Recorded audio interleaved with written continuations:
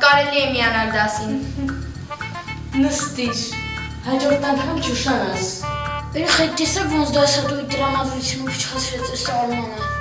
Հա, իրոք, մեր համար ասա դաս ենք հանում, համ ուշացել ես, համ էլ տեսք հծել է։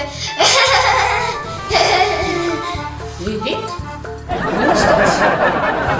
Կներեք։ Անշնորհ։ Վիճակից երևում է, որ շտապել է։ Համելելի անպատասխանատու է։ երեխաներ, բոլորս սկսում եք նվագել։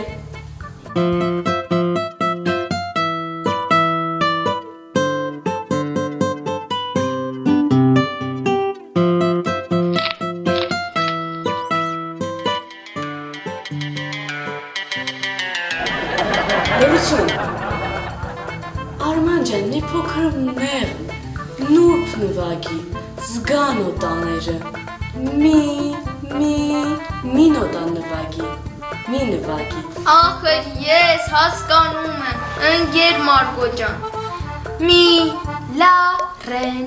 այս գիթարը չի զգում։ Մի, լա, ռեն։ Արման, ընկեր Մարկոն քեզ ասում է մի նվագի։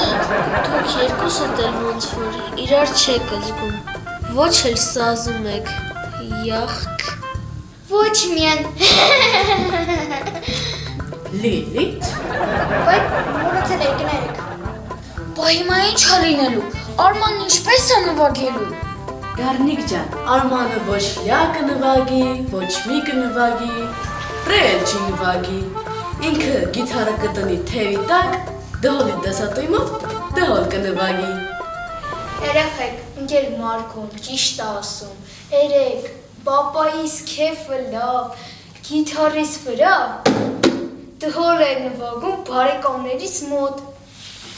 Դե ես գնացի դհոլ։